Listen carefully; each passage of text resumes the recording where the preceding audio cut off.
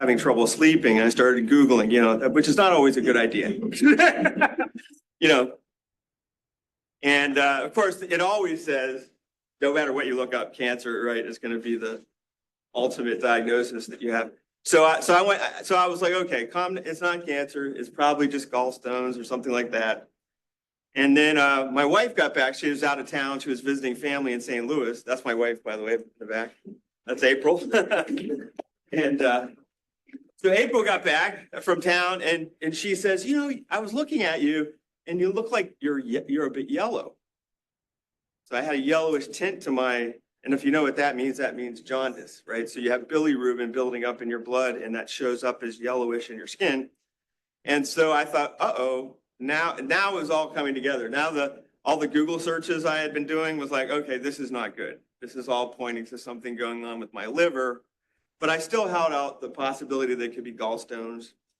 I'm like, don't worry, it's probably just gallstones. They'll be able to take your gallbladder out and it'll be fine. So I went to the doctor, and the first thing that told me that it was maybe a more serious situation is my doctor was usually a pretty cool, cheerful guy, and he was serious as can be. Like, I could just tell he was really concerned and very worried. And so that was an alarm bell. And then he took blood work, and he had me do some tests. And then ultimately, when they came back, he said, you need to have a CT scan done. And so you ever try to get a CT scan through your insurance? Not, not easy to do. So that was taking a while. I was getting more pain in my right side. And I called him up, and I'm like, what are we waiting for? I need something here. I'm in pain. So he said, go to ER, go to Mercy Hospital, specifically Mercy Hospital. So my wife and I packed up and went to Mercy Hospital, and then they admitted me right away. I went in to the ER. By the way, it was packed in the ER. They didn't have any rooms, and so I was on a gurney in the hallway with like nurses rushing past me, and people who had got picked up by the police, who were like throwing a tantrum, like I was in the middle of like chaos. And they immediately, and I mean immediately, sent me back to get a CT scan. So I finally got the CT scan. It takes about 2 hours to get the results from the CT scan. In the ER, a lot of times you have young people who are residents working there. So the doctor we had, I don't know if he was a resident, pretty sure he was, young guy, comes up to me after 2 hours, and he says, I need to tell you, we looked at your CT scan, and you have a large mass on your pancreas.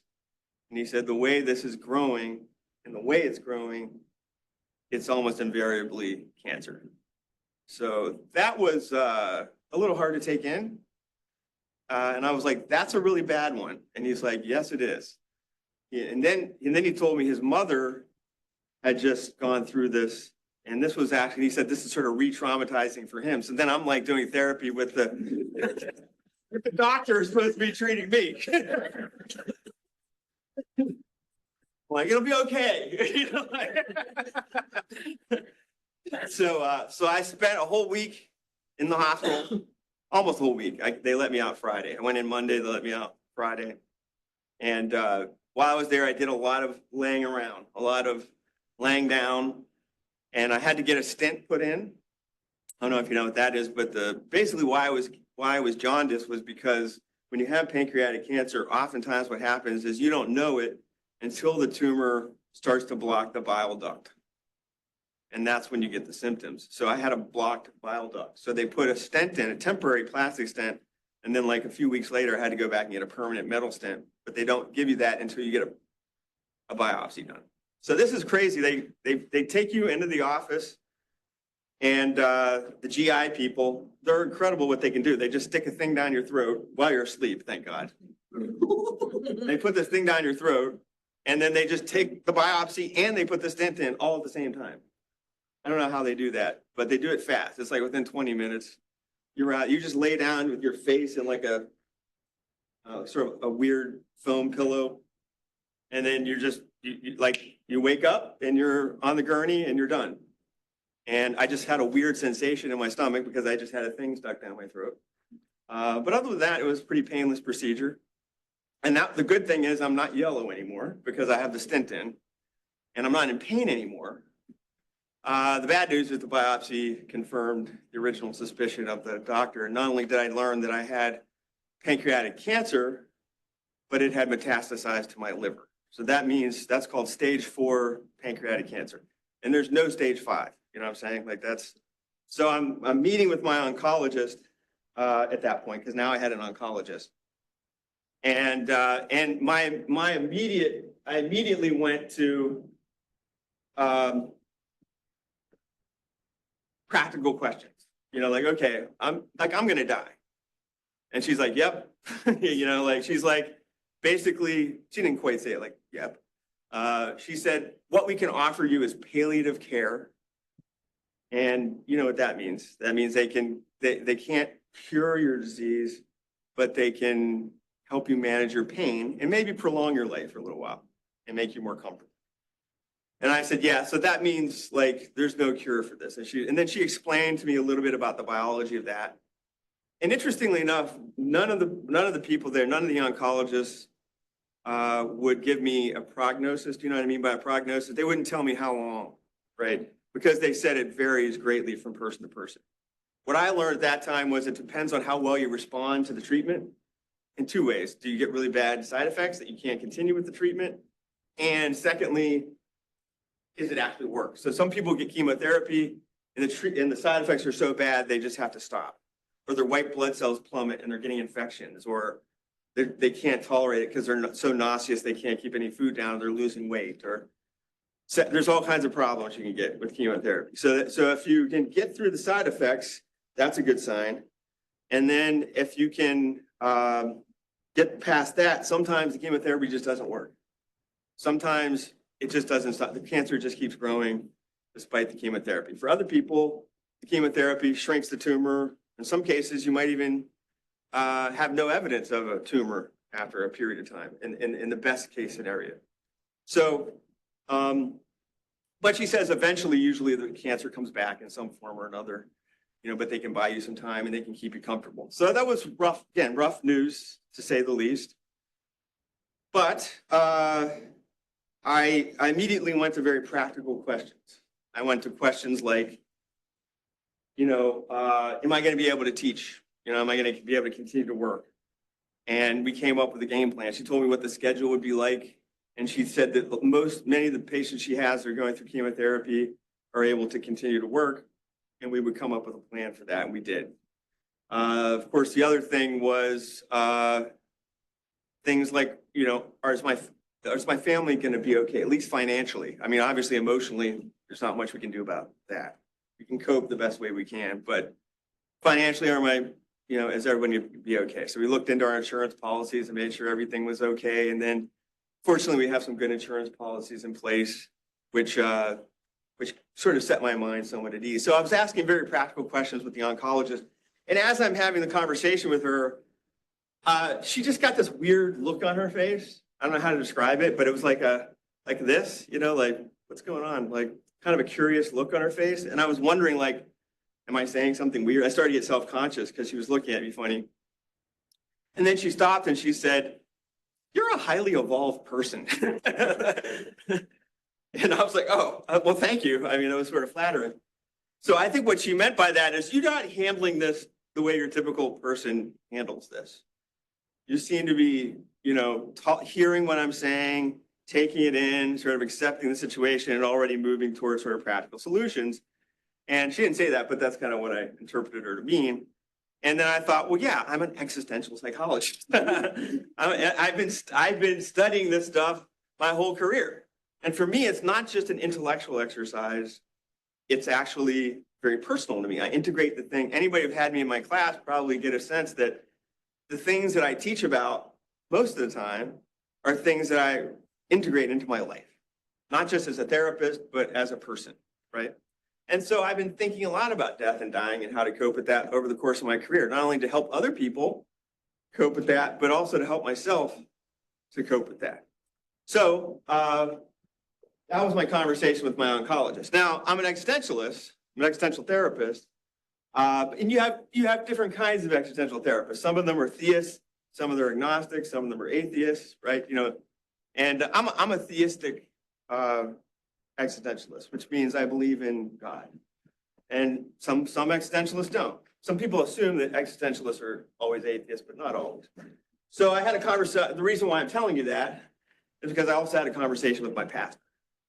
So I called my pastor and I said, and I was really struggling with something that I still kind of struggle with, right? Because as an existentialist, part of what's important about being an existentialist, and I have more to say about this, is being able to face our mortality, right? Having the existential courage to face the inevitability of our death, and even to be present to the idea that our death can happen at any time, right? At the same time, from a spiritual perspective, you hope that there's more than that, that maybe there's miracles. You can have a terminal disease, and in some cases, people have spontaneous remission.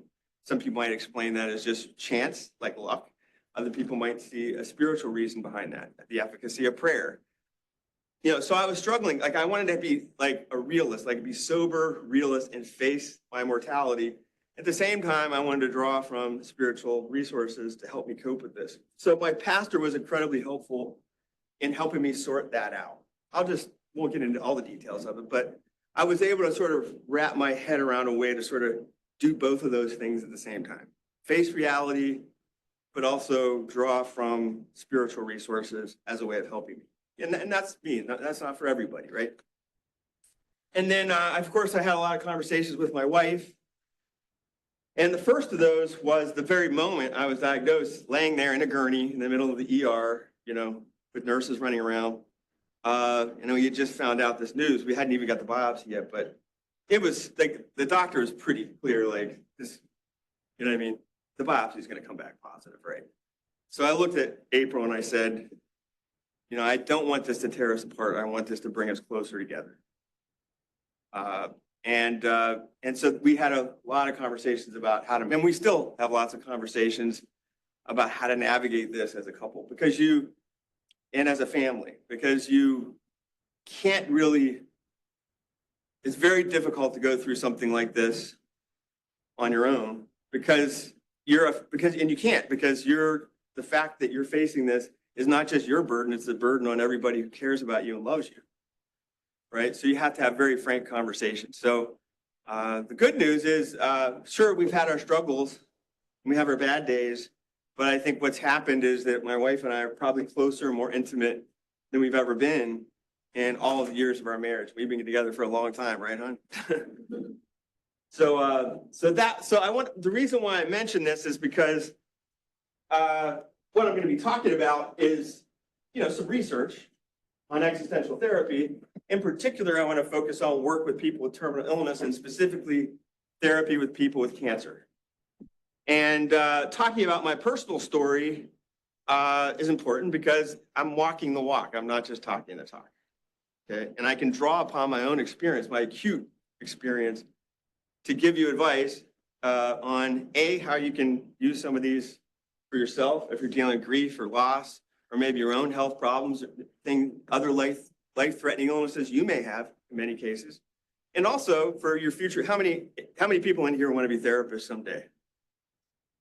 Okay, see, there's a lot of them in here, a lot of our students. So this is going to show you how you can take some of this wisdom and some of the research findings and some theory, and then bring it into the therapy room to work with your clients. Okay. All right. So I'm going to start off talking about some empirical science. This is the boring part. Okay. And then I'm going to get into existential theory, which for me is the exciting part. I don't know, for some of you it might be boring, but for me it's less boring than the research. Now, the good news is there has been a number of outcome studies and meta-analyses of existential therapy. And I want to start off looking at a general meta-analysis that was done. You know what a meta-analysis is? It's when you have many studies, you have multiple studies, and they're aggregated in one big pool of data. And then that's considered much more reliable and valid than just a single study, right? Because there's so many participants. So Voss, Craig, and Cooper did a meta-analysis, 15 randomized controlled trials So that means you have a therapy and it's being compared to an alternative therapy, and people are randomized to those, randomly assigned to those two conditions. So those are what you want in outcome research. So they looked at meaning-oriented therapy. They looked at supportive expressive group therapy, experiential expressive group therapy, and cognitive existential therapy. And then of those 15 studies, 87% were aimed at treatment of clients with medical problems. Isn't that interesting? Like that's enormous. Of all the studies that people have done research in, almost all of them were specifically targeted at people with medical problems. And then 67% of them were specifically with cancer patients. It's as if existential therapy was tailor-made for people with terminal illness and specifically people dealing with cancer.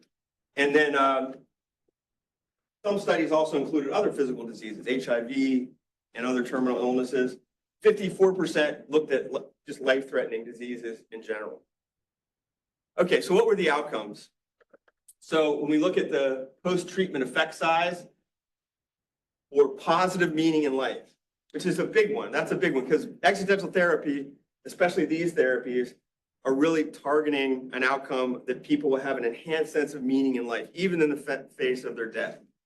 And what they found was the effect size for this was large. That's a good sign because if that wasn't happening, there'd be a big problem. The existential therapy would not be doing what it's supposed to be doing, which is enhancing people's sense of meaning in life. So the news is good there. Does it help with psychopathology? In other words, if you go to existential therapy, if you're a cancer patient, for example, and you're seeing an existential therapist, but you're depressed or you're anxious or you have obsessive compulsive symptoms, post-traumatic symptoms, etc., if you have some form of psychopathology, do your symptoms remediate? And the answer is it does help. It's not a huge effect size, 0.20, so small effect size, but it does. It's significant impact. In particular, meaning therapy, a particular approach to therapy called meaning therapy, which is based on Viktor Frankl's Man's Search for Meaning, is particularly efficacious, and we'll see this as a trend. Other forms of therapy is not as effective. In particular, cognitive existential intervention was not significant at all. I find this very interesting because basically what cognitive some of the clinical people in here will appreciate this more than those who don't have a clinical background. But cognitive interventions usually start, it's kind of, you might say, sort of top down. The therapist tells the client what their cognitive distortions are and then tries to tell them to stop doing that and tries to get them in the habit of stop doing that. Turns out that doesn't help people who are dying. You know, like, because you don't have a cognitive distortion, you really are dying. Like, things are not good for you. Like, thinking about pleasant thoughts is not helpful, right? It's much more about coming to accept that reality and finding meaning in spite of that that's important. And that's actually what meaning therapy does. If you're familiar with Viktor Frankl, I mean, his book, Man's Search for Meaning, is one of the best-selling books of all time. He was a Jewish psychiatrist who survived Dachau and Auschwitz. He was in both. And if you read his book, just very narrowly survived with his life. There were many decision points where he just out of luck, he managed to survive. His wife died. All his children died. He was a sole survivor in his family. And after all that, he writes a book basically saying that meaning in life is something that can be discovered through unavoidable suffering, including the suffering that he went through, which is quite something. I mean, it's credible coming from this guy, right? He's been through the Holocaust. So that's much more powerful approach. And then meaning therapy had a moderate effect size on self-efficacy. That meaning people having a sense that I can do this, I can handle this, I've got this, right? Okay, so then we look at existential interventions with cancer patients specifically. So it turns out somebody just recently in 2018 looked specifically at existential therapy with cancer patients. 3,511 participants, 30 unique studies. 24 studies were included ultimately in the meta-analysis because they met criteria, and these are the criteria. So they had to have cancer, they had to be adults. There had to be existential interventions involved. They had to compare active and non-active control conditions. They had to assess the relevance of spiritual, psychological, or physical outcomes, and they conducted randomized controlled trials. So all the studies, there were 24 studies that met that criteria.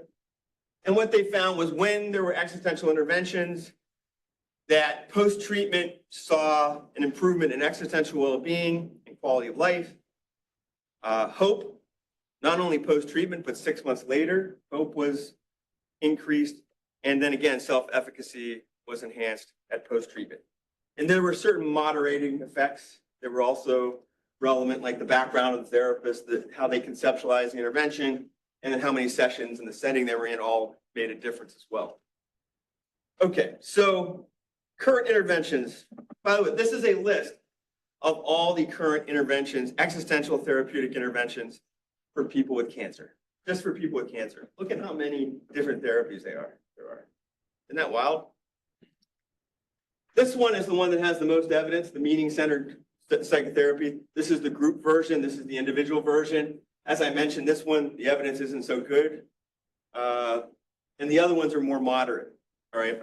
Now, having looked at the outcome studies, the problem here is there's all these different approaches to therapy, and but there's not a broad theoretical framework to sort of integrate them, to sort of bring them together and to orient them in a way that would be able to reduce this list down to one or two, as opposed to all these different therapies, right? So there's a need for integration and movement toward sort of a synthesis of these findings. So we can train people on how to do this. Okay, so the need for integration and greater theoretical rigor. So what I'm drawing upon, this is where I get to talk about theory, which is going to be more interesting, I think, for many of you. So I'm going to draw upon a classic text, 1927, Being in Time by Martin Heidegger. Why am I picking Heidegger?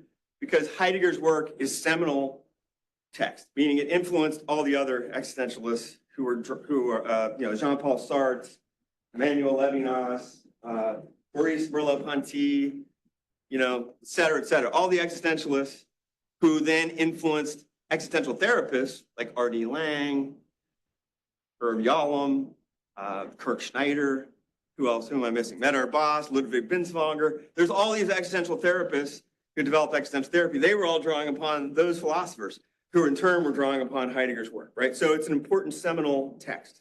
So I'm suggesting we go back to the seminal text, understand it in a deeper way, and move towards synthesis and existential therapy, okay? Why is this important? One reason this is important is because there is a common misunderstanding in the way existential psychology and existential therapy has taken up Heidegger's philosophy. They confuse what's called an ontic understanding of things, ontic frameworks with ontological frameworks, ontic and the ontological. So what are the difference? Anybody want to give a shot at that? Have you heard the distinction between ontic and ontological? Is that a familiar distinction? I mean, most people haven't heard about that distinction before, right? It's kind of esoteric. It's kind of a strange idea unless you study philosophy. But it's not that difficult, really. I mean, basically an ontic philosophical perspective is one that focuses on like entities, like actual, say, factually existing sort of entities. Whereas ontological has to do with being, the meaning of being, right? So existential therapists commonly confuse that. Why does that matter if you're working with people who are dying? Well, there are certain implications for that.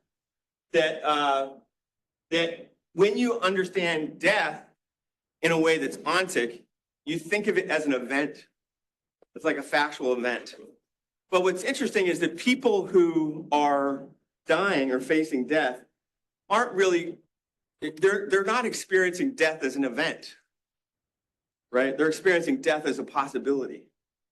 Right? Does that make sense? It's something that's possible for you. It's not something you've experienced. In fact, once you experience it, then you're not there anymore to experience it. That's part of what it means to have death, right? So Eric Craig is a existential therapist who says that this is something that we really need to work on, because some of the major existential therapists, Irvin Yalom, Roland May, Ludwig Binswanger, all of them made this mistake. And in other words, and one of the implications of this is a lot of people who study existential therapy, they think they need to go in and need to talk to everybody about death. We're going to talk about death, and that's going to be what we're going to talk about in therapy. That's not the way you do existential therapy. It's not like talking about death all the time. And I'm going to explain why that is the case. But it does acknowledge that as human beings, if you're a human being, what it means to be human is to have part of our structure is that we are a being towards death, right? We are beings who die. And that's part of what it means to be human, right? If we're not gods, we're not immortals, we're mortals. And so we need to take that into consideration. Okay, so this is where we need to understand, well, what does it mean to be human? And first of all, Heidegger doesn't use the word human being. He uses the word Dasein when he talks about human beings. And it literally translates from the German as their being there, depending on how you order it. Da, their, sign, being there. So what is he getting at here? So first is, although I can't know what it's like not to exist, right? I can't know what it's like not to exist. Because if you think, just try that. Try to think about what it's like to not exist. Like as soon as you do that, you're thinking of something. You're not thinking of nothing, right? Try to think of nothing. You turn nothing into something, right? So but I can know that it's possible that I cease to exist. You see the difference? That's the shift from the ontic to the ontological. It's the realization of the possibility of not being rather than non-existence itself that's significant. In other words, to not be aware of the possibility of non-existence is actually to cover up the significance of existence. Because we can't really appreciate what it means to exist unless it's alongside an understanding of non-existence. Otherwise, existence would just be taken for granted, right? So the meaning of existence can be lost or can be covered up, especially when we evade our awareness of the potential of non-existence. And so who I am, what it means to me to be human is often far away. It's something that I push away, that I don't want to think about because it's disturbing. Heidegger will even say, it gives us angst, anxiety, a sense of like an uncanny, like a creepy feeling, maybe is another word. Terror, some people might call it. Maybe a more extreme version of it. Okay, so who am I then? From Heidegger, I am always and already part of the world. Okay, so Heidegger says that what it means to be human is to be a being in the world. Okay, so what does that mean? That sounds pretty abstract.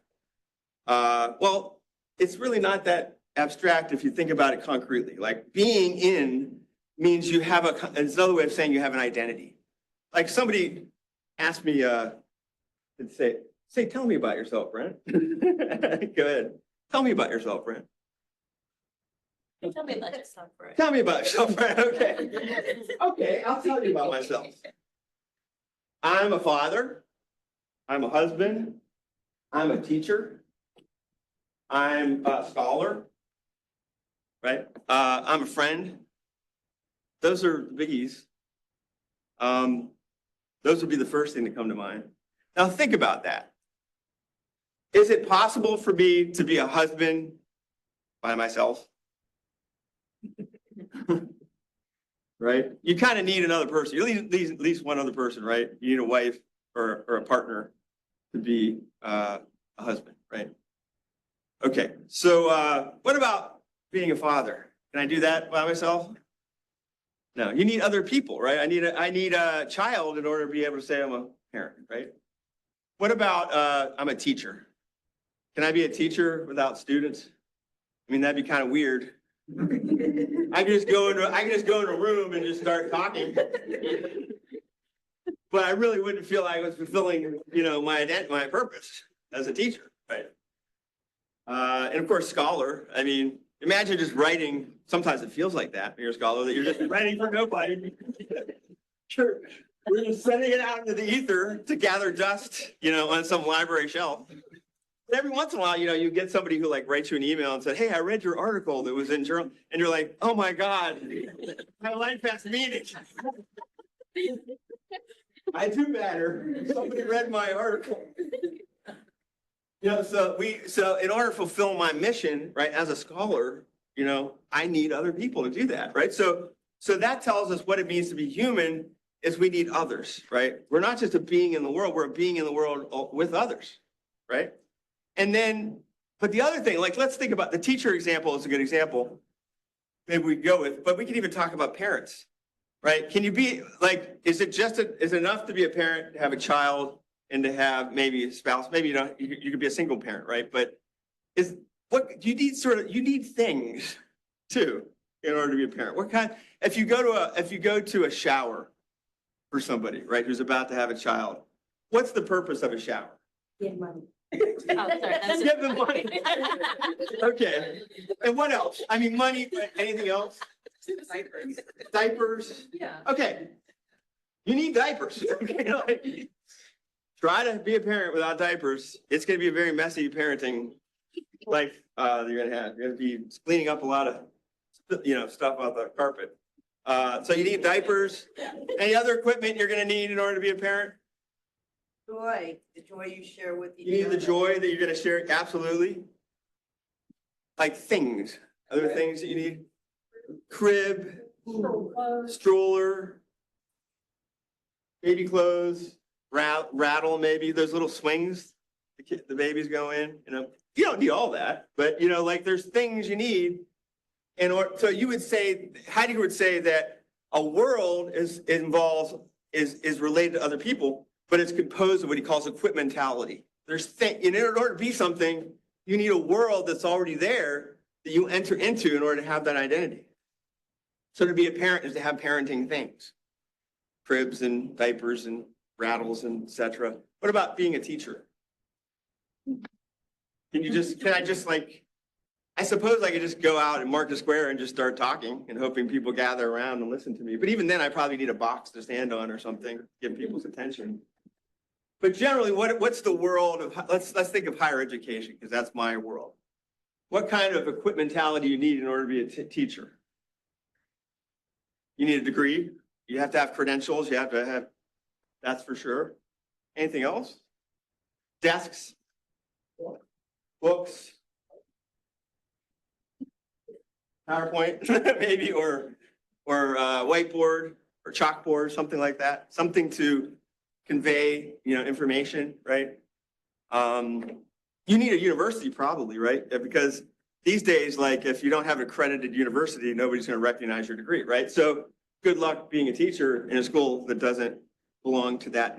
So you can keep going, right? Like there's already a world. Like I didn't just invent teaching. I just didn't go like, what I'm going to be? I'm going to be a teacher. I'm going to completely invent it from the bottom up. There was already a world of teaching and I entered into that world. This is what Heidegger means when he talks about being thrown. We're thrown into, we already find ourselves in a world that's already there with a tradition and certain habits and certain expectations. And then we kind of find ourselves sort of caught up in that. Often we don't even question it. We just think that's the way it is. We don't even reflect on it critically, right? So we're always already part of a world in which other people are given. And to be an authentic self, to be who I am means I have to be related to others. And this is important. Heidegger makes a distinction between authentic and inauthentic selves. But inauthenticity, unlike some people who misunderstand this concept, it doesn't mean being an individual. It doesn't mean not needing other people. It means having a particular way of being related to others. In an inauthentic mode, you just sort of mindlessly go along with what Heidegger calls the they self.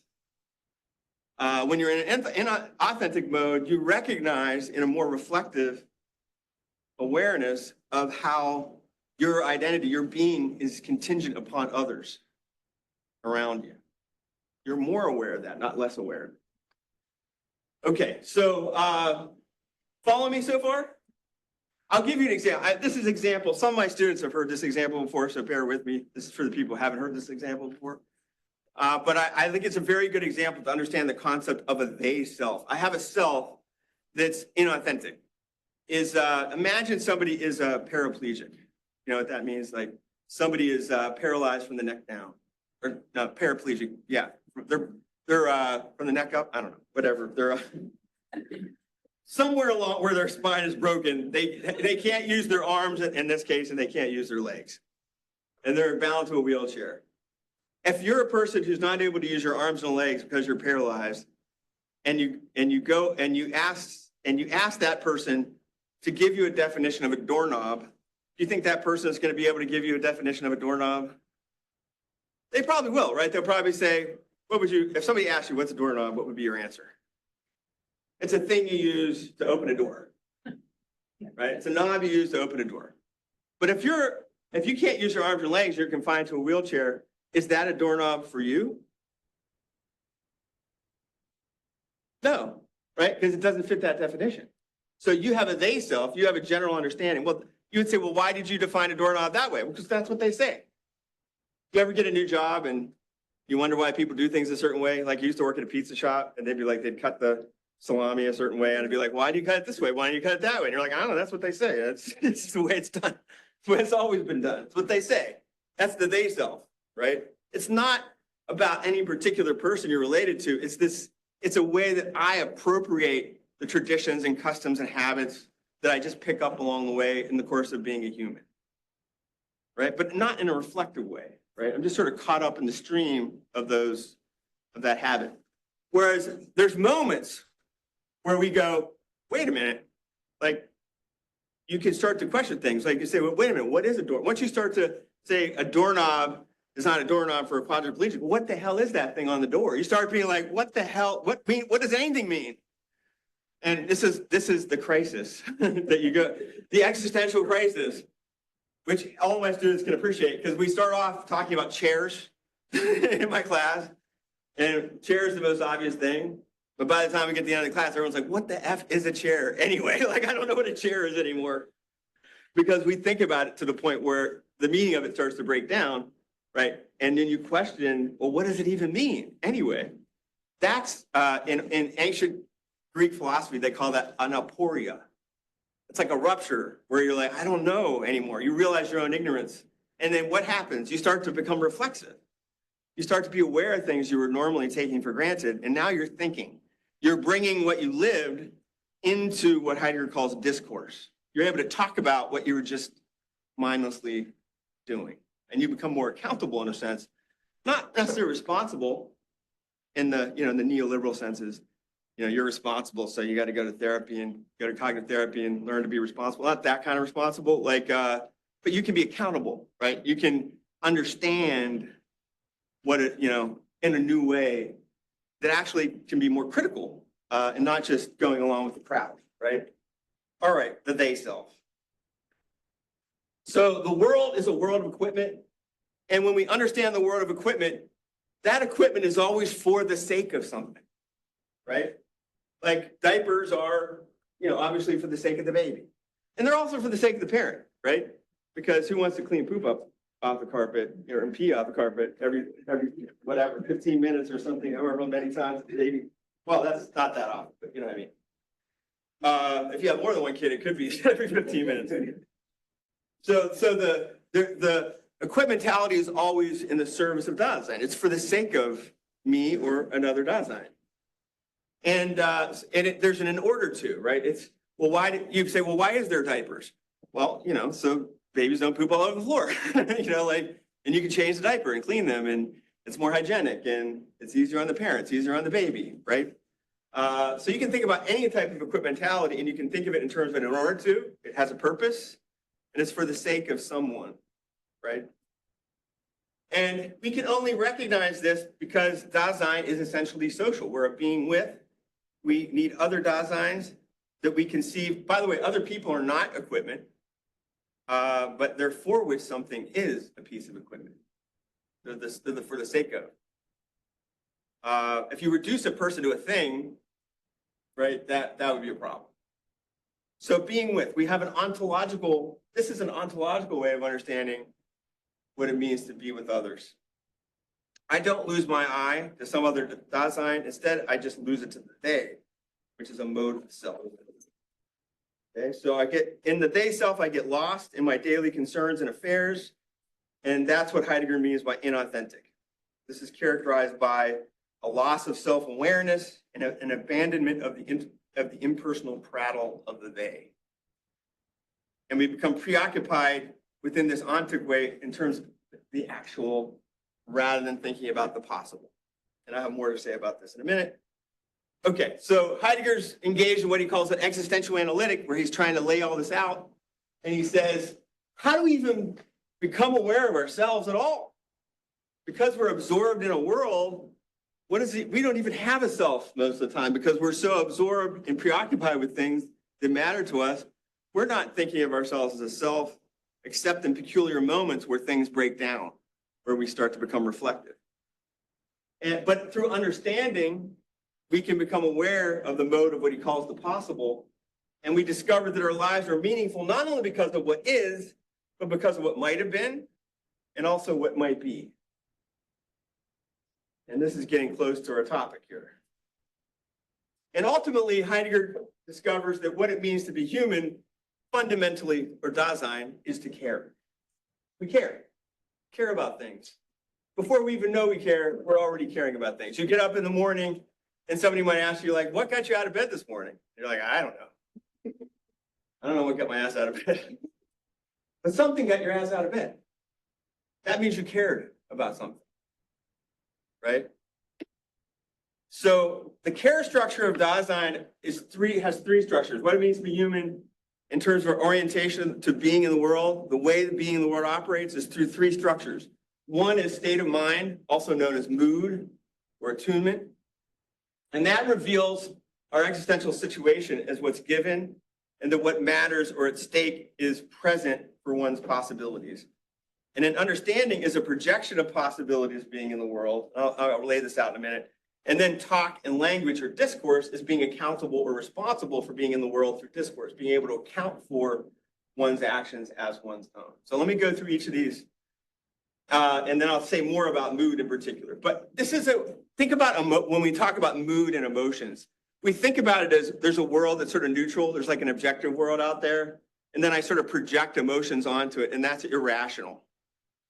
And what it means to be rational, objective, is to strip away emotions and to see things, but if you think about it, if you stripped away everything that was mooded, right, value-laden about experience, if you took that all away, you'd be left with something you didn't care about, literally.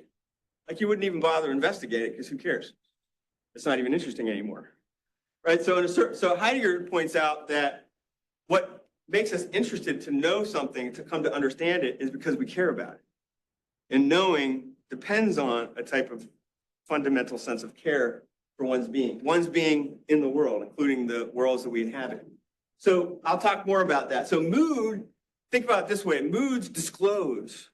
They disclose things about being, and I'll say more about that in a minute. Second, understanding means, what it means to understand for Heidegger at an ontological level is whenever I'm operating in a world, that world is always, it's for the sake of something. It's an in order to for the sake of. And in other words, there's possibilities that are at stake, right? Why do we have diapers? Because we don't want messy floors, right? So what's diapers for the sake of? For the sanity of the parents, for the hygiene of the baby, for the cleanliness of the house, right? That's what I understand about diapers, correct? What about why do we need whiteboards in classes? What's the in order to for the sake of having whiteboards in a classroom if you're a teacher? Have to repaint walls. Yeah, you don't have to repaint the walls because otherwise people might write on the walls. That would be bad, That would be costly, right, President? You don't have to pay for that. It's a lot cheaper to have whiteboards, right? Good on the budget, right? So you think about anything that you care about, that you're invested in, any project that you're engaged in, being a parent, being a friend, being a teacher, being a therapist, right? There's equipment that's involved, and that equipment is there so that you can realize certain possibilities, right? Okay, that in our understanding of that is what Heidegger means by understanding. When we grasp that, that's understanding. And then finally, most of this is, you might say, unconscious, preconscious. We're just living it out. We're not thinking about it, right? But in certain modes, in certain occasions, when we become authentic in our mode of engagement, I can talk about what I'm just living out thoughtlessly. I can bring it into words. By the way, this is therapy, isn't it? People, therapists out there, isn't this what we do in therapy? We take people's moods and their understanding and we help them to talk about it. Okay, so you see where you might have been like, how is this all, what does it have to do with therapy? Are you starting to see? It's obvious, right? The implications for therapy. People come to us in a crisis. Guess what? Perfect opportunity for them to start talking about what they've just been living out thoughtlessly and bringing it to their awareness and becoming accountable for it. All right, so let me say a little bit more about state of mind. So Heidegger says there's three things about a mood. It tells us, a mood helps me to find myself. How does it do that? Well, I'm absorbed in my activities. You know, I'm being a parent. I'm changing diapers and I'm doing dishes and, you know, and I'm playing, you know, I'm reading books to the toddler and I'm, you know, and I'm swinging the baby, you know. And then something goes wrong, you know, like all of a sudden I'm out of diapers, right? And what might be a feeling that might come up if you suddenly lose your diapers? And you know, and you're far away from a store because you're in one of those deserts where there's no stores around, right? And you don't have a lot of money, any more money to buy diapers. All you have is babies that are pooping and no diapers. How are you going to feel about that? Stress, anxious, afraid, right? You can start naming a lot of angry maybe. All kinds of moods are going to show up. Well, you could say, well, what are those moods about? They're revealing something that's at stake, something that matters to you. And you're like, now I know what diapers are for. Like, and I'll tell you about it. I'll get on the phone and I'll talk all day about the importance of diapers, right? Why didn't I do that before? Because I took it for granted. Because I had diapers. I could afford them. I had them. They were around. It wasn't a problem. Now that it's a crisis, I'm talking about it. I'm bringing it into discourse. But first, I have to find myself in a mood to know how things matter. Moods disclose how things matter. Thrownness. It also helps me discover, like, you start to ask questions like, who the hell invented diapers anyway? Well, you know, like, you know, is this really the best way of doing this? Maybe there's some other way of doing it. You start questioning things, right? I didn't make this up. I didn't decide to be in a world where babies poop and there's diapers. Like, this was not my decision. Right? I just found myself here. I'm just thrown into this situation. It's beyond my control. And now I'm in the mode of the actual. I'm like, this shit is actual, like literal shit. Actual. Practical existence right here. It's fecal and factual. Get real. Right? So this is the structure. I think. Anyway, so the structure of existence, in other words, constrains our possibilities for being in the world. Like, I want to be a parent, but I can't afford diapers, and babies pooping everywhere, and I need new diapers. Right? That's a constraint on my existence. So you can see how the state of mind discloses how we're doing with our projects and engagements. And in this case, there's no diapers. Things are not going well. They're going bad, very bad. They're going south real quick. Okay, so when we're in a state of mind or a mood, it discloses our thrownness. It tells how our conditions and circumstances are beyond our control. It discloses being in the world as a whole. Like, why do we have diapers anyway? Is there a better way of doing this? How does it fit into the scheme of things? You know, like, shouldn't there be, you know, some support for parents who have diapers and can't afford them? And you start thinking about those kind of questions. You start thinking about the larger world. You might suddenly start thinking about politics and economics and things like that. And it discloses what design encounters in the world matters. Like, things matter. Like, they're important. Having diapers might seem trivial, but they mean a lot. When my mother was in college, she went to Wheeling Jesuit College. There was similar to the COVID pandemic, there was there were people who were poor who couldn't get toilet paper. And apparently the reason for that was because they didn't get public assistance. They weren't allowed to buy toilet paper for public assistance for some reason. I don't know. I don't really understand the policy. But anyway, my mother and her friends did a whole protest where they made a giant float out of toilet paper and, you know, did a protest down in Wheeling, West Virginia about, inaccessibility to toilet paper. We just take toilet paper for granted. But boy, when it's gone, you realize how much it matters. Right? Okay, so let's look at some examples of particular moods, because Heidegger makes a distinction between authentic moods and inauthentic moods. We're almost there. We're getting to the end here. There's something before which there's something before me that I'm feeling something about. Like there's these diapers that are missing. I'm feeling a little bit something about that, right? I'm afraid that I'm not gonna be able to clean up after this baby. Now the focus there is there's something threatening. Something is threatening a project that matters to me. And mood discloses that, the fear. But what is that fear about? It's about Dasein, right? It's about me and the baby. But in fear, it's inauthentic because usually the focus is on the object. It's not, what's unconscious is what's at stake in the project for me. For Heidegger, that gets what's at stake gets disclosed in an inauthentic mood that he calls anxiety or angst.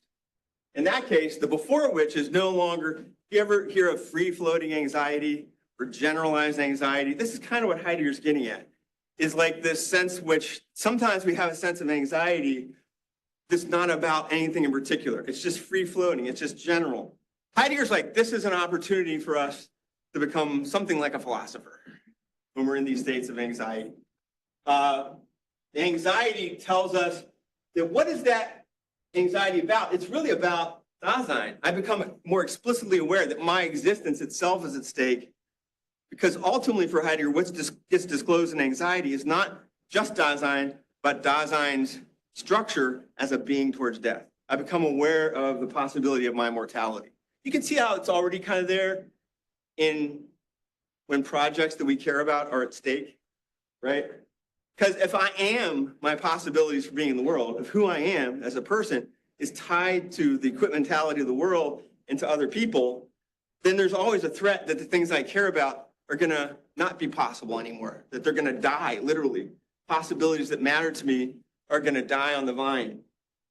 And in a certain sense, from an existential sense, that is a real death. That we're dying all the time because things that we care about suddenly aren't there anymore, not possible anymore. And we have to grieve that. But oftentimes we don't think about that. Anxiety puts us in tune with that existential condition. And I'll mention two other moods. Guilt. For Heidegger, guilt is the state of mind that tells us what our limits are. You can actualize a possibility, but as soon as I actualize one possibility, that means the death of other possibilities, because I can't have all the possibilities. I have to make choices. Or sometimes life makes choices for me. And guilt is this struggle that I face with my own limitations. I want to go to my friend's party. I also have to study for my exam. You know what I mean? I'm going to disappoint my friend if I don't go to their party. I'm going to fail the exam if I don't study for the exam. Neither one feels good, because no matter what choice you face, there's a death of that other possibility. That's ontological guilt. So being towards death, according to Heidegger, it's not an event. It's always operative in the ongoing demise of our possibilities for being in the world at every moment of our lives. So if we focus on death as an ontic event, we're actually missing this dimension that we're dying all the time. Death is not something that's happening sometime when we get old. It's actually happening to us all the time in a certain sense, ontologically. And then finally, so far we've been talking about, bad moods. Let's talk about a good mood. Add a little levity, and we'll bring in ontological joy, which is actually what I've studied. I did my dissertation on this. So you could say that which is before us when we're having ontological joy is being in the world that might not have been, but is, right? Once you have ontological anxiety, you realize things might not be. The things we care about might die. But we also, as soon as you acknowledge that, you recognize, but there's possibilities I have that might not have been. And then you're like, wow, and then you celebrate that. You see, joy is very closely adjacent to gratitude. And if you actually trace the etymology of the word joy, it's very closely linked to words related to gratitude as well. So ontological joy is celebrating existence as a gratuitous gift. It didn't have to happen. You didn't have to be here today, but you are. I didn't have to be here today. By the way, if you look on Google, how long is the lifespan for somebody with pancreatic cancer? You know what it says? 4 months. I'm 5 months in.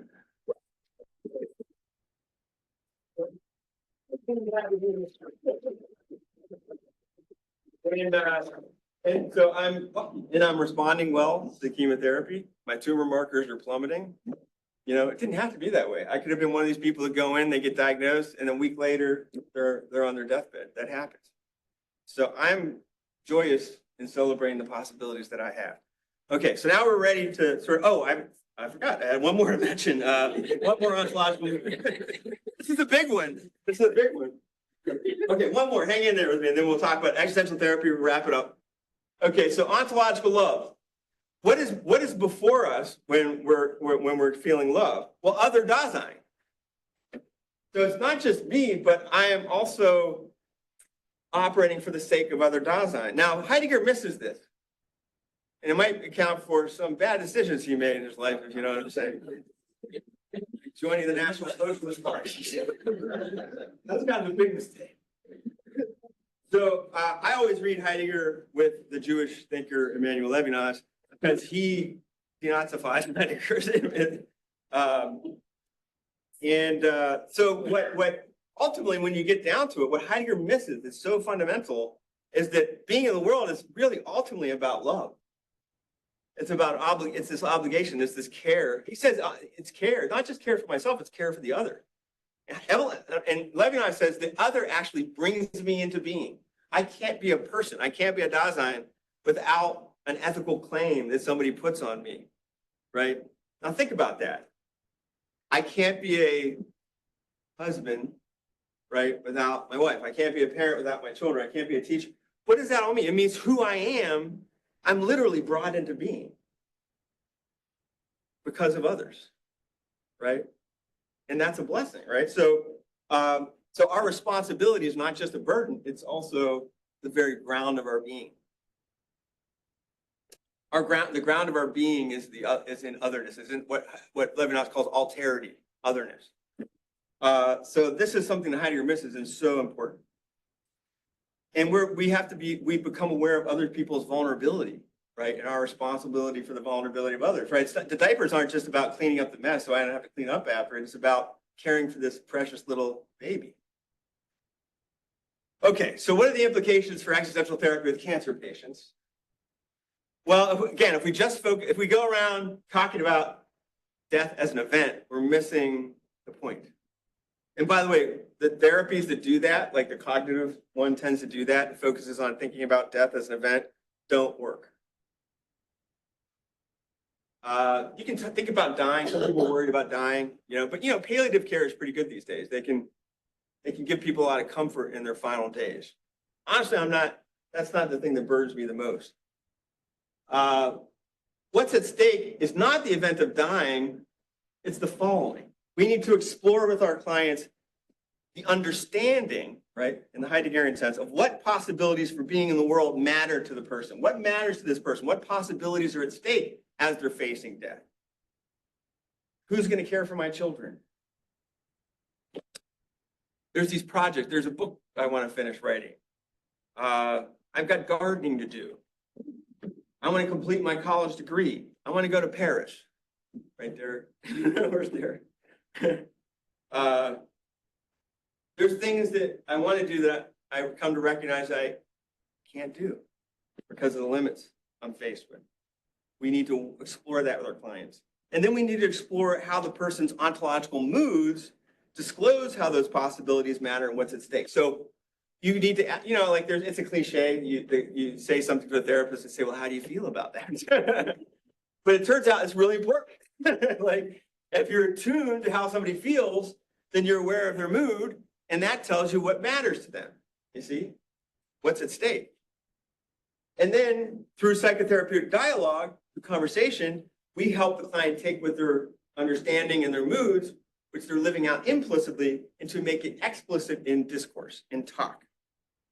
And that makes them become more accountable. They can provide an account of what matters to them, what's at stake, and they can use that to inform their decisions. Like gardening, I really like to keep gardening. I really want to spend more time with my children. I want to write this book. Well, you can't do all those things. Where are you going to prioritize? You got to make some decisions. So again, last slide here. So working with ontological death through ontological moods, we need to help people to turn toward their anxiety, not avoid it. By the way, think about what most therapies do now. If you go to a therapist, you go to a psychiatrist, you say, I have anxiety. Here, take Xanax. What does Xanax do? It makes anxiety go away. You feel better. But, and that can be, you know, if somebody has a phobia and they have to go to a business meeting on an airplane or across, and a pill is going to help them get there, I don't have a problem with that. You know what I'm saying? But the problem is if you're just getting rid of your anxiety and not attuning to it, you see how you can start to miss what's important. By the way, this is interesting. It makes sense based on what I told you, is if you give somebody anti-anxiety drugs, then it diminishes their capacity for empathy. Do you see why? Because anxiety attunes us to what matters, what's at stake, including our obligations to others. So if we just dull it, if we just flatten it with medication, there's a downside to that. So as a therapist in psychotherapy, what we do is we help people tolerate their anxiety rather than fleeing from it. Often, it turns out that when anxiety is like a primary emotion is a term that they use, but people have become intolerant to their anxiety because they're afraid of their anxiety. It's called a secondary emotion. You have feelings about your feelings. So instead of learning what your feeling's about, you're just feeling something about that and trying to avoid it. So if you help somebody get past that secondary emotion about their feelings and to get in tune with their most primary feeling of anxiety, it will help them discover what's at stake, what matters to them, what's really going on.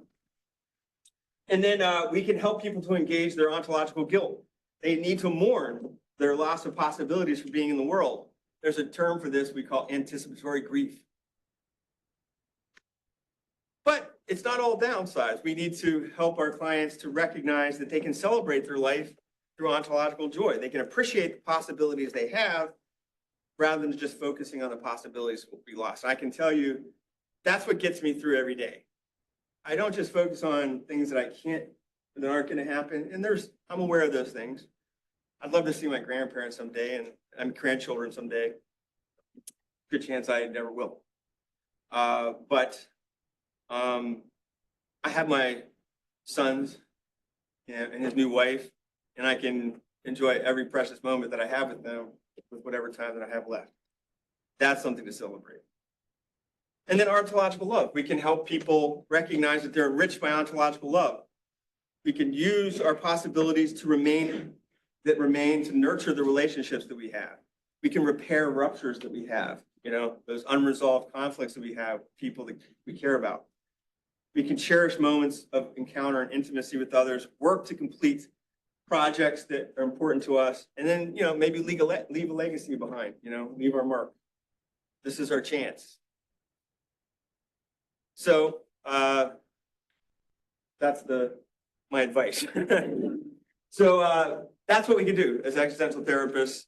We can help people tune into their ontological moods, and by doing that, help them to bring them from in an unreflective way into articulation and talk, have that inform their decision making about how to cope with, you know, a very difficult situation, which is facing death, mortality, and illness. Because illness too is an ontological death, because you lose possibilities for being well. So thank you very much.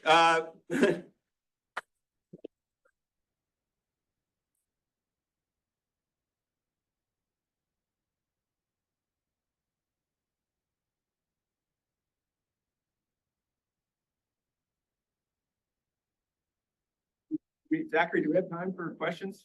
Okay, so question? Comments?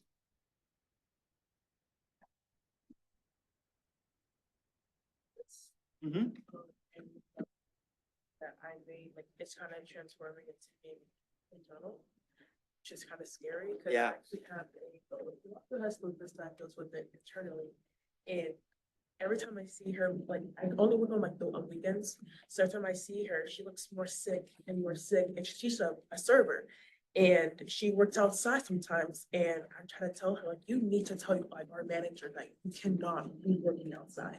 Like, I know you need money. I know you need to, provide for your kids, but you are putting your health at risk. And she's just like, well, I'm gonna die someday. And I'm like, that's just like a scary way to like live your life. So this is very helpful for me. And I hope like one day I can like talk to her and just give her like more advice on like, listen, girl, we are both struggling, but this is not how we should just be living our lives on just the what word I'm looking for, just like on that downside, you know what I mean? So Yeah, I mean, it's true. I mean, when you're faced with, life-threatening situation or just a very debilitating illness, it forces you into making these difficult decisions. Like in some cases, people continue to work because that's how they maintain insurance, or maybe they get on disability, but there's downsides to getting on disability because so you have to make some very difficult decisions. And there's also, I mean, it's hard to say with your friend because I don't know your friend, but I mean, in my case, like one of the things I decided right out of the gate is, I mean, look at me, I'm doing pretty good, right? I mean, I'm not laying around in bed somewhere, I have a lot of vitality. I continue to do a lot of work. I have chemo days are pretty rough, but I recover pretty quickly from that. And I'm fully capable of continuing to do work. And that's important to me. Like other people might be like, I hate my job. Like, let me go on disability like now. But I'm like, no, like my work is meaningful to me. Like if I stopped doing it, I would just crawl and ball and die. You know what I mean? So it's keeping me alive that I'm continuing to work, and continue to do things that other projects that matter to me. So it depends on that's a very difficult calculus, right? To work out. And every person has to kind of work through that and what makes sense to them. And then there's people that, they get very close. I'm in a support group. I'm in some online support groups with people with pancreatic cancer. And you hear, especially family will, write in and they struggle because they have family members that are just, they stop eating, they stop going out, they stop doing things, and they're preparing for death. But that's for some people, they feel death is imminent and they're ready and they're deciding to withdraw and to not eat. And usually, within a few weeks, they're gone. So I think we have to respect people's decisions when they decide they're ready to go and not give them a guilt trip about that, So it's, so everybody's different. And as therapists, this is why we have to listen to those moods because the moods tell us how somebody's feeling about it. And, when somebody's ready to die, when they're accepting death and they're stopping eating, usually they're not anxious anymore. They start to, not always, some people are still anxious, but a lot of times there's like a calm acceptance. It's hard to even think about that. How can you calmly accept dying? I had a dream once when I was a kid. It was back in the 80s when there was the Cold War and there was a proliferation of nuclear arms and everyone was talking about nuclear war.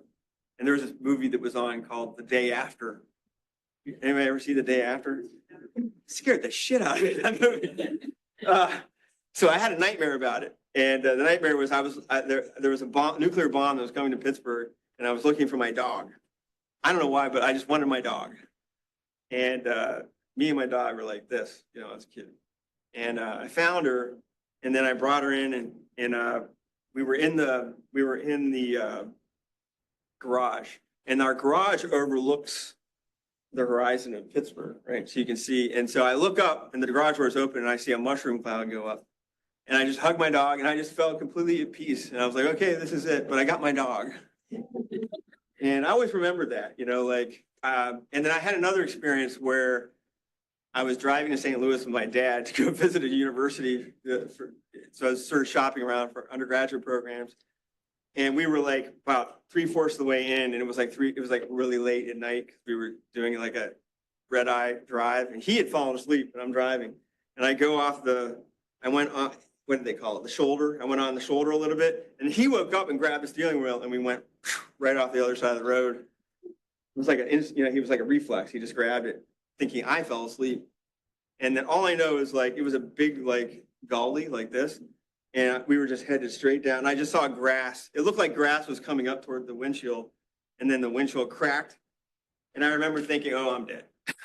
Like, this is it. But the funny thing was, I wasn't afraid. I wasn't anxious. I was just like, I guess this is it. You know, it was like, I was kind of cool about it. It was weird. Of course, once I woke up, I was like, holy crap. Once I survived, I was like, man, I almost died. That's like,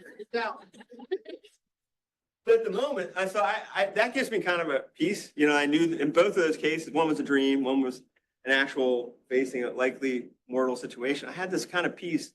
So I believe that when the time comes, I'll have that, you know, because of those experiences. I don't know if that gives you some comfort too, but I'll just, you know, put that out there. So you don't have nightmares tonight after this talk. Other thoughts? Yes. I don't know if you could speak on this, but I had a question to the relations that people have with someone with terminal illness. So like, the thing is like with existentialism, I mean, I'm young and I'm not currently dying, hopefully, but it's one of those things where I feel like I could be okay with dying because I'll be dead. Sure. But it's like, as soon as like my mom dies or like the ones closest to me are passing away, that's where I have grave issues because then I'm the one that has to deal with it. So I guess my question is, what would you say for those who have to deal with the ones closest with them dying? Rather than the one who is. I think it's much harder for the survivors than it is for those who are dying. Because like I you know, like speaking, you know, for my wife and I, like, I think if the shoe was on the other foot, I'd be a basket case. If she was the one that had this, I wouldn't be tolerating it very well. All things considered, she's doing a good job. But it's very hard for you know, my mother, who's still alive, you know, she's in assisted nursing. She kind of has her own way of coping with it. She says, like, I talked to God and he said everything's going to be okay. And I was like, that's giving her peace. Like, thank God, you know. But I think the loss, you know, like I get to just die and then that's it. You know what I mean? Like I'm maybe off to greener pastures or whatever, or it's just nothing, sweet oblivion, right? Either way, not a problem anymore for me, you know, but all the grief that's left behind, that bothers me much more than the actual death of myself.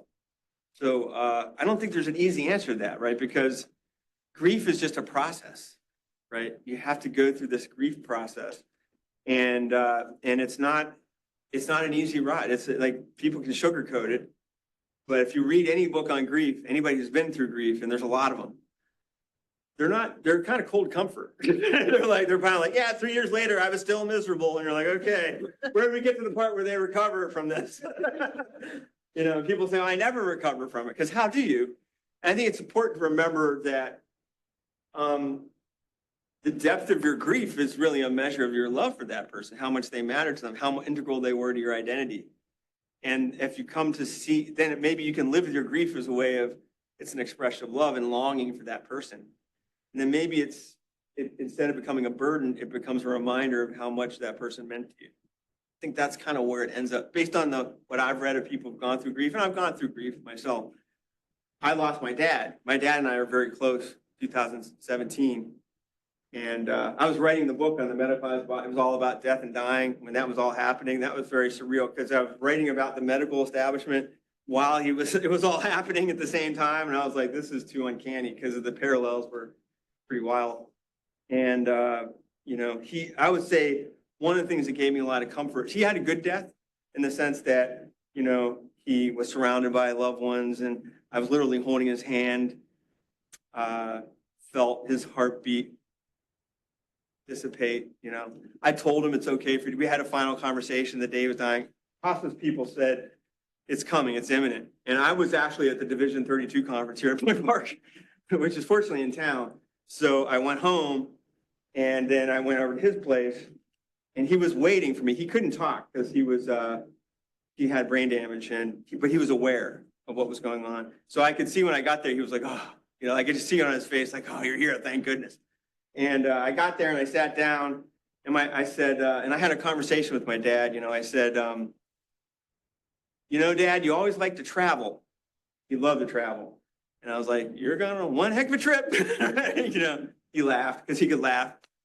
And then when we had a conversation, I just went over all the good memories I had. You know, what a good life you had, what a great dad you were. I told him all that. And I told him, I want you to know, I really want you to know, I'm gonna be okay. I know you're getting ready to go.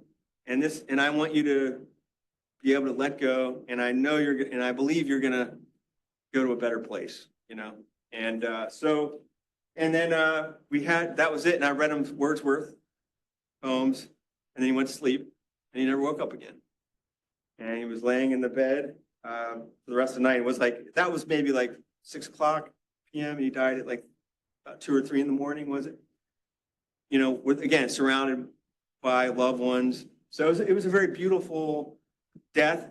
And then I had a very moving experience where I would go and visit him in the cemetery, you know, where he had been buried. And, you know, when they first bury somebody, they don't immediately put the tombstone there. You have to get it carved and all that, and then they put it in. So it took about 6 months. And it happened to be, I hadn't been to the cemetery for a while because it was winter.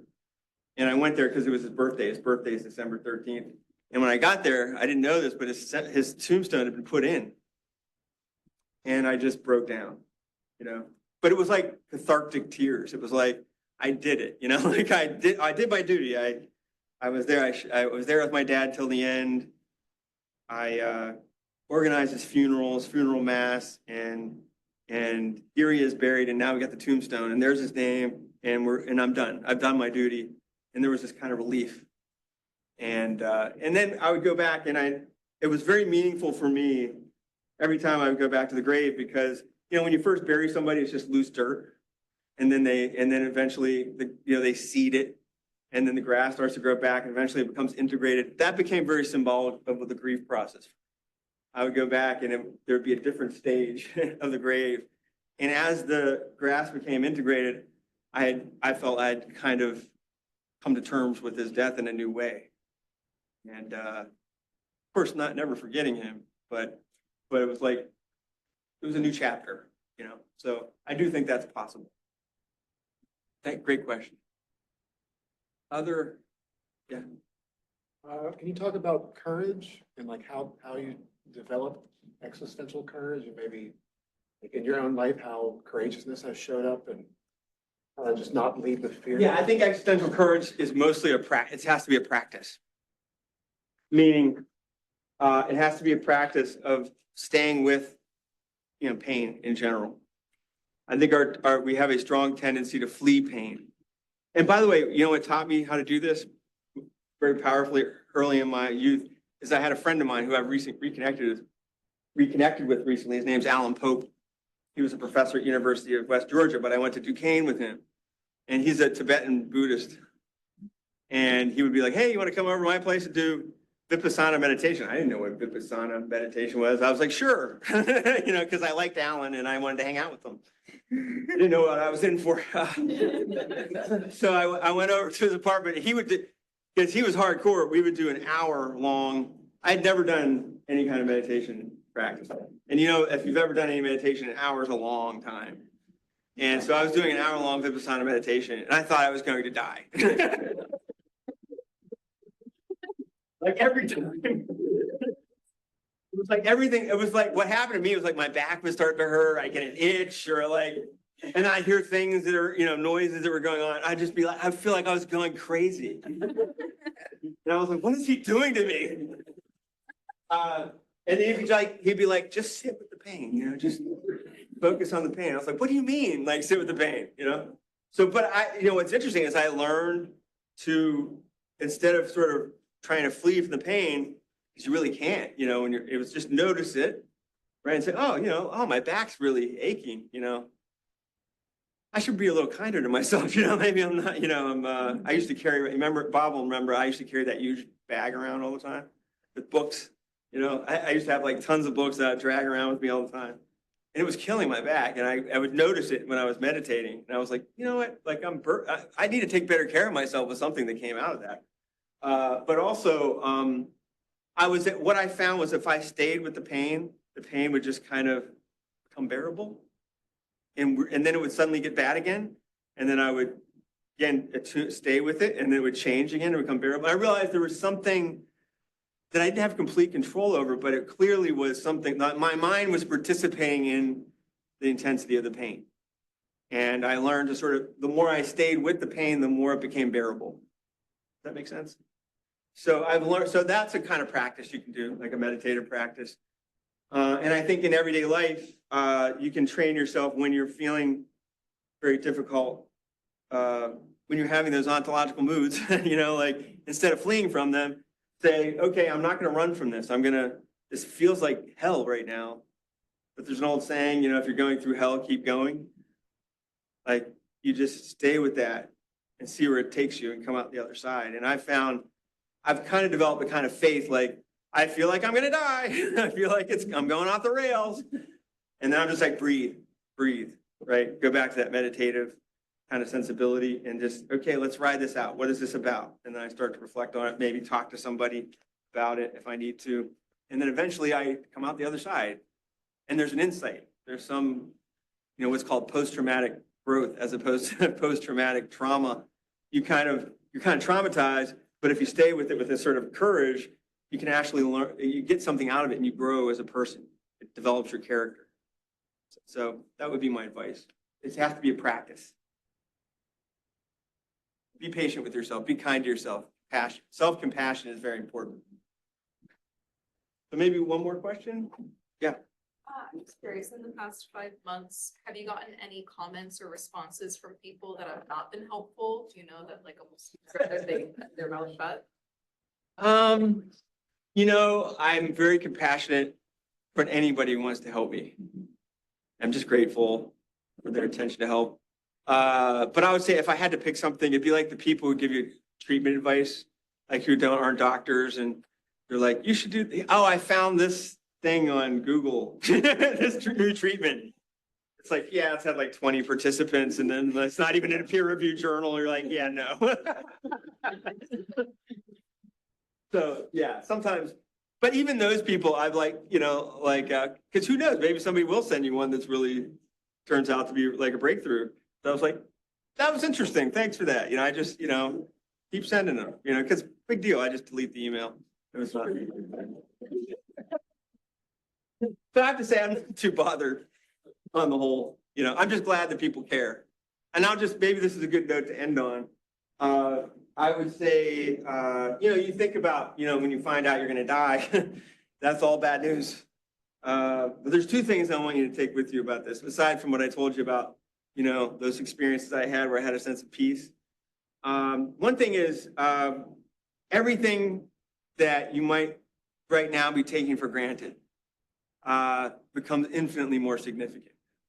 You know, and I think of things, to me, it's been things like, you know, the first snowfall of the winter, right? The buds that are starting to come out, you know, the daffodils that are springing up. Like, I'm just cherishing every moment of that. My wife and I went walking in Green Tree Park and all the trees are blossoming. And I was like, wow, you know, and I knew the frost is coming. I mean, this might be the last time I see these blossoms. I don't know if the frost will kill them all. And I'm like, I'm going to take all this in and really appreciate it. So ironically, that leads to very profound experiences of joy, like a gratitude, like, oh, this is so precious. I'm going to savor this. And that's very beautiful. You can do that right now. You could go outside and you can just savor all the beauty around you. And, you know, you don't have to be dying to do that.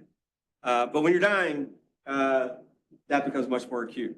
And then second is I just realized like something that's very beautiful that happens is just people like you haven't seen for a long time, old friends and relatives, they all come in your life. They all show their love for you. It's like, I'm just overwhelmed with love and support. And it's been, you know, some of the most meaningful conversations that I've had with anybody.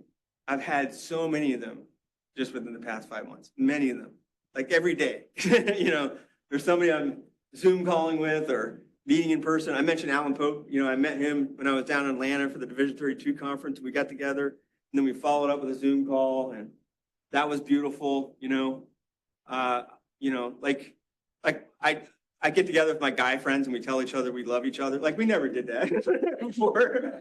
You don't do that with your guy friends. You know, usually typically like hetero. It's like not heteronormative, I guess.